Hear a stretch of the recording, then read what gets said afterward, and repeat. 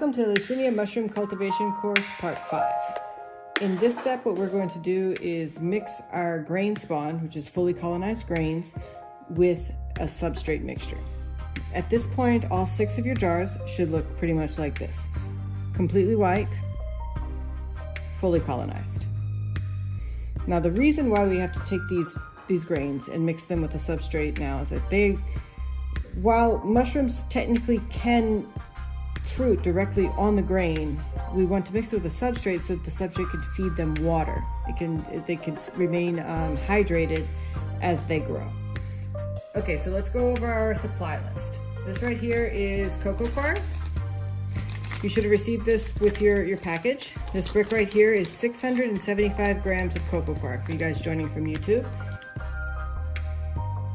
Cocoa coir. This right here is vermiculite, which you can get from your Home Depot, any sort of garden store. Next we have these kitchen bags. These are baking bags that are made out of heat-resistant plastic, and we're going to put our ingredients in here to cook them, to sterilize them pretty much just like we did with the grains. We need water. Okay, now we're moving on to the next step. I've assembled all of the ingredients and tools that I'm going to need. A bottle of alcohol, 70% alcohol, micropore tape, a spoon, my 6 jars of fully colonized grain spawn. You can see it's all fully colonized, all that white mycelium. Fully colonized. And then right here we have the fruiting chamber that was included in your packet. You look under here, see there are the holes. If you guys have to make one of these for yourselves, you have to put the holes right here at the top. This fruiting chamber is going to be where the mycelium is going to have to colonize the rest of the substrate. I need to tape up these holes with the micropore tape to keep anything else from getting inside while that process is being completed. So I'm going to take this tape and cover up these holes.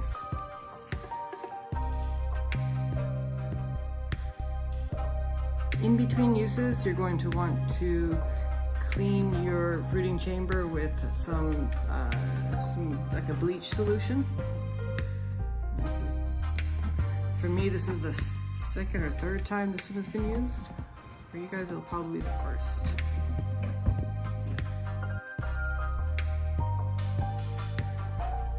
I'm going to go taping up these holes.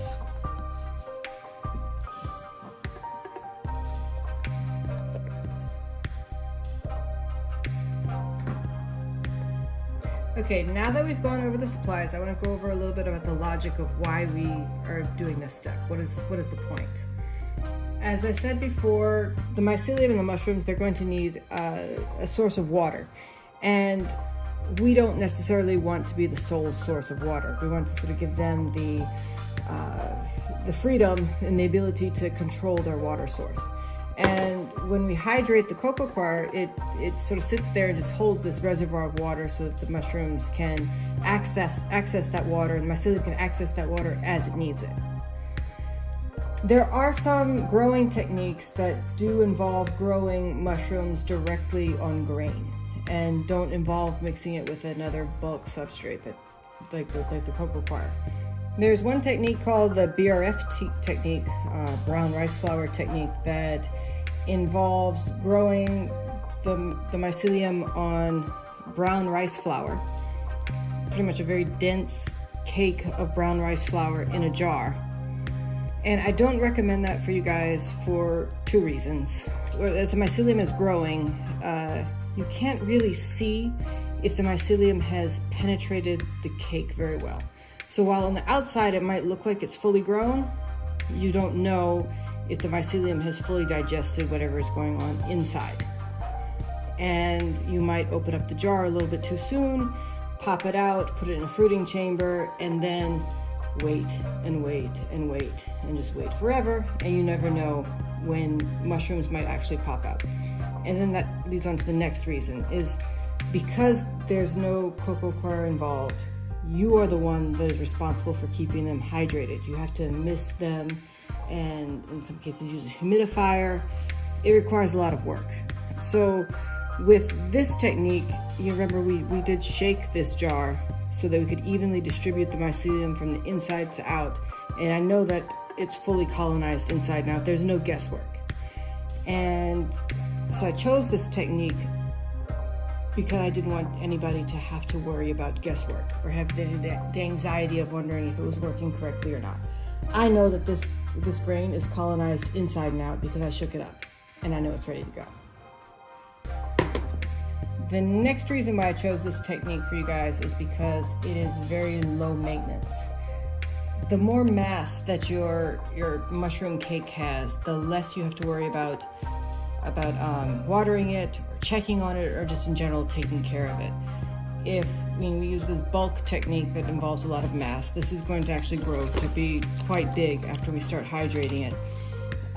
You won't have to worry about taking care of it. They will pretty much, it's almost like a set it and forget it type of thing. Another question that I get is, well, if these mushrooms, they grow on cow manure or horse manure, why aren't we using manure? It's a good question, and some people do use manure, especially at this point. They will use, instead of cocoa coir, they will incorporate manure as their substrate at this point. And it can be beneficial, especially because it's adding more nutrition so that you can grow more mushrooms. But it also has its drawbacks, because right now in this jar is pretty much my sole source of nutrition for these mushrooms. All the calories, all the nutrition is in the grains.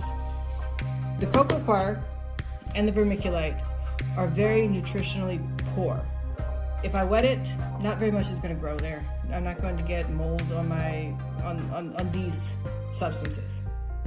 So now when I go through this step, when I add the colonized grains to the cocoa coir, then I can be pretty sure that all of the food source is colonized and claimed by the mycelium, and I don't have to worry so much about contamination.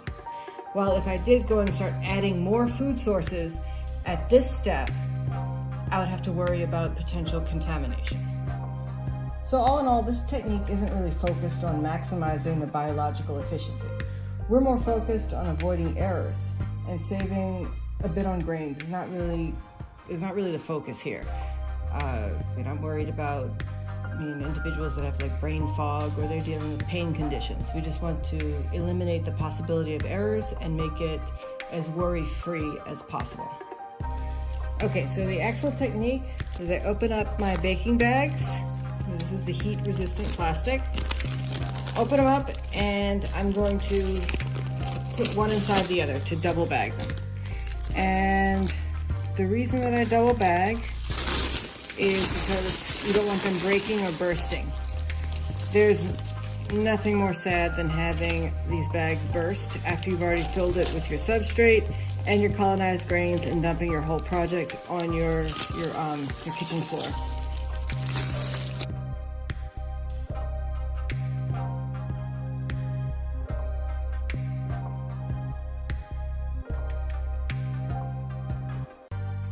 Now we're going to put our ingredients in. This is cocoa coir. It is basically the husks of coconuts ground up, and it is used to pretty much hold liquid. So this brick is going to, once it's hydrated, is going to grow pretty big. So I'm going to drop that into the bag. And next we have the vermiculite. Vermiculite is a mineral that also holds liquid and will give our cake form and shape.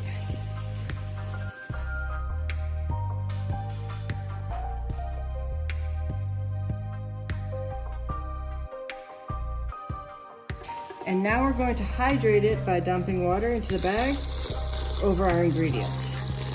They will soak up the water and expand.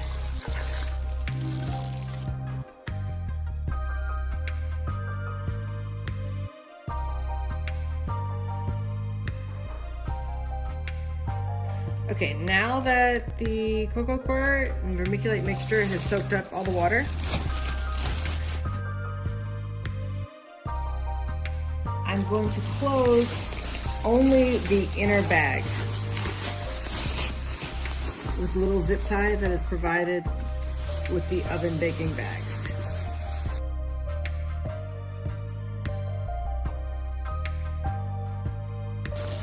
Notice it's not like completely sealed closed, it's just loosely closed. Because this will expand as it heats up, and I don't want it to be completely sealed up so that it would burst. Now my pressure cooker is prepared a lot like we prepared it for the grains. It has about 3 to 4 inches of water there at the bottom. And I set the bag of substrate